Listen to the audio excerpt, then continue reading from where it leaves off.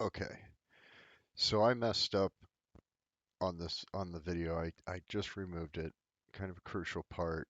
I saw it and I thought I gotta get rid of it. So we're gonna look at Bitcoin on the monthly. We're looking at the MACD here, and we are seeing a two candle pullback on the monthly. The important thing that we're looking at here is our MACD has appeared to have peaked, right? And we could see our MACD going down. So we're going to jump down to the week, and we see on the week our MACD has actually already crossed, right? So you guys that play the MACD, you guys always seem to make money on in the long term, and it looks like maybe you had some help, but the MACD is not looking good on the week. If we drop down to the day, and we see it dipping down on the day, and anytime we see any type of a pullback like that, we're going to see that. But now we're down here is the thing, and now we need to pull out. And will that happen? Will that be a hard bounce like here? It's hard to tell. We could see easily, we could see some more downside here. So when we look at the dip, right, we touched this line, we tapped this line, and I think a lot of people are hoping that we're going to have a quick kind of a V-shaped recovery going straight up, and I'm not so sure. And the reason is because on the daily here, we've got three decent downward candles here, and if it goes down to three on the TD sequential, we could see a five, right? And if we see a five, we could see a seven, and if we see a seven, we could see a nine, and if we see a nine, we could see a huge drop. And if we go down to Bitcoin on the hour, that's exactly what we see. As a matter of fact, if we go to Bitcoin on the 4 hour, I had this channel here, and this is where I made the mistake. I'm so focused on looking for a dip to buy, I had replaced the words. So the correct word here is I was waiting for this channel to be broken either to the upside or to the downside. In this case, it broke to the downside. On the 4 hour, it broke on a 1. On the 2 hour, it was clearly trading beneath this. And as soon as this 2 started trading below this 1, and maybe I would have waited 40 minutes into the candle, but this is a clear sell signal right here. So you won't quite get a clear buy signal here. Right now, we look like we're hitting a bounce, but even the 4 hour MACD doesn't look good. And if we get rid of that and we go to the RSI, which I prefer on the lower time frames, the RSI is looking up, but we could be trading between these two points of my imaginary resistance. As a matter of fact, I mean, there's no reason why this couldn't develop into a channel down here. So there still may be an opportunity. Now, a lot of people say that if you get, these long wicks right here, and it's not that long of a wick on the 4 hour, to be honest with you. It looks worse on the daily. But on the 4 hour, when you get these long wicks, this could be the sign of reversal. I see no reason why we can't get back to this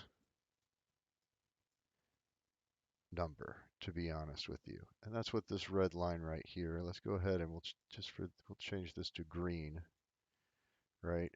So that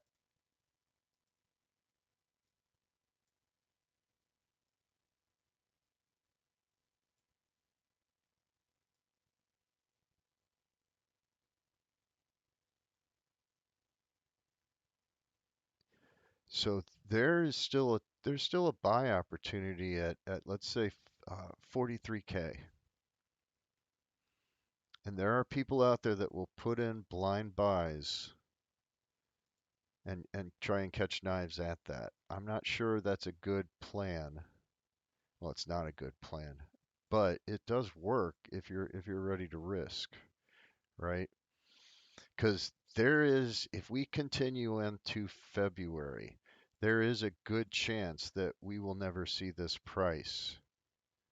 We'll never see Bitcoin lower than this again, at least until the huge bear market, right?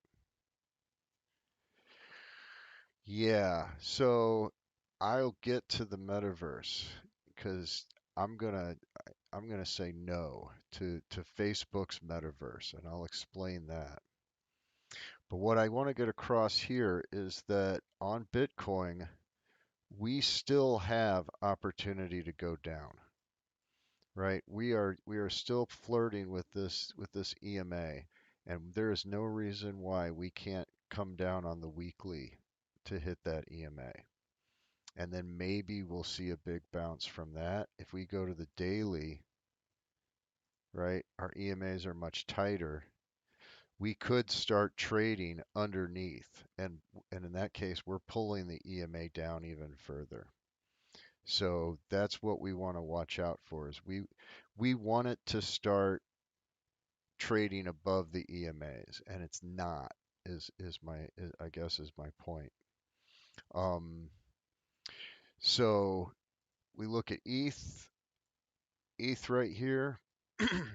ETH is looking good. ETH looks like it found some support on its 100 EMA, which is good. And BNB, if we look at BNB, BNB looks like it might be finding support on its 50, which is fantastic. So these two right here, ETH and BNB, is what's making me hopeful that there is a possible turnaround. If I just look at BTC, I'm not that hopeful. I see lower prices. I see a lower price in the future for BTC. Now is not the time to panic sell though, right? Because you had clear sell signs way back here, right? Without this channel here, this would have been a clear sell sign. On the 4 hour, it would have been a clear sell sign, and this is why we want to learn to trade, right? But on the 4 hour, this would have been a clear sell sign. And on the 1 hour, right? If you were following this, and I don't know how many, I think I bring it up every video. It's like this magic nine, right? It's like that's sometimes, not all the time, but sometimes you see that magic nine, and you got to get out. And that would have been a decent. Here would have been a decent sell. Here would have been a decent sell. Right here is not a decent sell. There's it's very possible that it could go down, but that doesn't mean anything. So I heard a couple things are affected the price of Bitcoin. One of them was something called Fed tapering. And this is when the Fed stops buying securities, and these are things like bundled home loans, and the people that bundle them badly so that they don't make money, and then the Fed buys them, and then the Fed hires the same people that bundled them badly to manage them for the Fed. I don't know how any of this works, but if you've got serious money in securities, is what I understand, you could be seeing a big hit. I haven't been watching that market or anything. Of course, this is all going to be announced on a Friday so that we can't do anything because the regular markets are closed. But you don't know what's going to happen Monday. So this could be a lot of the shorter term in Bitcoin and cryptocurrency investors pulling out all of their money because they need that money for operations for some reason or another. I have no idea. I don't know if that's it though, because I don't see the Fed having a big impact on cryptocurrency much longer, even with their regulations. Um, the other thing was the Omicron variant, and I don't see that either. Um, I just don't see that really impacting cryptocurrency. Maybe for the smaller investor, but not for the big hands. And for a market move like this, there had to be a dump. So maybe miners are getting rid of some Bitcoin again. Maybe this is being priced for somebody to buy in. I mean, we see this sometimes when people have contracts to sell Bitcoin behind the scenes, so to speak, from one entity to another. We'll find out, but somehow we got support here, right? That's what I'm seeing. Somewhere around here we got our support, and we could go up or down now. So even on the 1 hour, we might be developing a channel as we speak. So, and maybe we might want to move that green line up on here on the 1 hour. Why is this so much more accurate? Yeah, so that actually, that 50, yeah, 45K Bitcoin might be possible again. Um,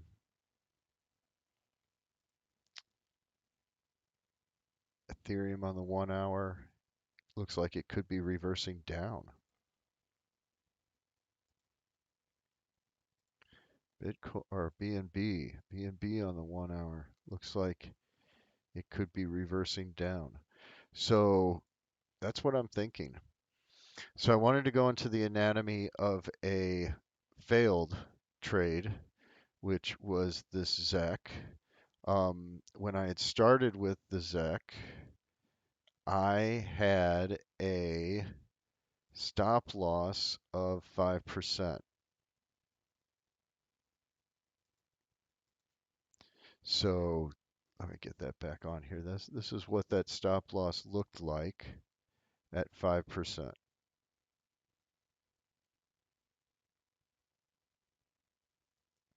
So it didn't hit my stop loss is the point here. But it did go up from here, and I guess I checked it around here because what I did was I raised my stop limit, and the indicator that I used to do that was this trailing stop loss strategy. Quant Nomad is the guy that does it. You can backtrace your stuff here. But what happened was right about here, I decided to raise the stop limit, so I lost 2% of that trade. So I lost 2% of my portfolio on ZEC, and it just went down. And if I were to take that money that I let's say that it's $100, I lost 2% of that. That's $2. I take that $98 and I buy down here. I now have more ZEC. So that is not a losing strategy to set your stop limits. So be sure to do that. That's really important. Um, I'm going to look at Shiba real quick right now, and uh, Shiba Inu, I see no reason why, just like everything else, it's in the same position. It's go it to me, this looks like we're gonna see lower lows. That's just how I see this. Now let me get rid of this trailing stop loss indicator. So I heard a funny somebody said something very funny to me, and they said, and let me get this right, uh, live in the pod, eat the bugs, don't offend the metaverse. And he was describing what he saw life in the future as being, right? And a very young man to be saying something like this. But he has a point with Facebook's metaverse. You won't really own anything in Facebook's metaverse. There's no way that that's going to happen. Facebook's metaverse is a push to put VR goggles or augmented reality goggles, their brand, by the way, into every household that has Facebook, right? They want to see these VR goggles to be the next phone. They want to see them translate into something light and wearable anywhere you go. And that's what they're going to push for the metaverse. And I would never do that because if you are going to buy into, and there are things that I am interested in. There are things that I've bought into that is considered digital property, but it is decentralized. There is not a no one's going to come along and say that sign you have on your digital house is offensive to me and somebody come along and take down that sign. Right? That's not what the wild west is. That's not what the metaverse is going to be like. We already have examples of what metaverses look like when they're just done badly by corporations, right? Second Life was supposed to replace, and this was like decades ago, right? That was going to replace it because everybody, you could have your own, someday you'll be able to have your own virtual avatar. Maybe Second Life is still around. I have no idea. But it didn't take off because you're not going to have the control. I mean, imagine being a company and sinking effort into a metaverse presence only to have it completely limited, right? As to what you see. Maybe instead of seeing your building all the time, every once in a while they show somebody else's sponsored ad on your building. You have no control over that. There's going to be all kinds of nuttiness going on with that, with intellectual property. Who owns it? If you put it on Facebook's chain in the long run, right? I mean, will they be able to snatch it from you because they're centralized? So I would completely stay away from anything branded by Facebook, right? And be very careful. Nvidia Nvidia is not Facebook, but make no mistake, these guys are in it for the money. They are absolutely in it for the money. They are not in it, and everybody is, but that's why this Facebook metaverse, I am not even once. I'm not going to go in anywhere near it. I'm not going to touch it. I'm not. This is all I'm ever going to say about it. There are better options out there that are building right now that are more decentralized, that will give you more of a wild west. Do you want to move into a homeowners association where you can't change the color of the shutters on your house? Or do you want to move in somewhere where there are no building codes and no restrictions, right? I think it's very clear which one you want, right? So, I mean, all we need is the Facebook metaverse tax, right? Is the more virtual property you have, the more Facebook will tax it. And then you have just completely lost your minds with this stuff. And that's where I think Facebook is going to go with it. I can't see them, they can't handle anything. Anything run by committee blows half the time. So, not even once. And that's it. I'm going to stop right there. Um, I am looking for the dip on Bitcoin. There's no doubt about that. But it is very possible. And this is what you have to keep in mind when you're looking for dips. You don't want to be buying, you don't want to be catching knives. But it is very possible that Bitcoin will go down closer to this EMA line. And that line right there ends up being really close to where that 50 EMA on the week would touch maybe next week. So, yeah, if you bought down here, bravo, definitely hold or get out, but I wouldn't panic sell now. Panic sell never works. If you are if you've lost money, right? You need to come up with a plan and you need to stick with that plan. And there's plenty of plans to pick from, but you need to stick with that plan long enough for you to actually start making money, right? You really only need to win 60% of your trades to make a lot of money doing this if you're setting tight stop limits. I think that's what a lot of people do is they want to buy at the moon and then they sell and they never wait for it to go back up or they never had stop limits in the first place to stop them from losing money on something. So the key right now is, well, we just flipped on the daily. Everything is looking fairly green. We'll have to see. Well, good luck to everybody. Watch it closely. I am not aping in on anything right now. I can tell you that right now.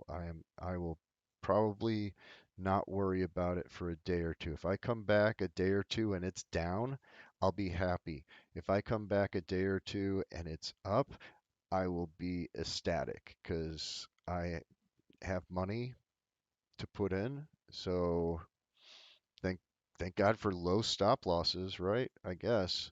All right, guys, have a good one. Take care and have a good weekend.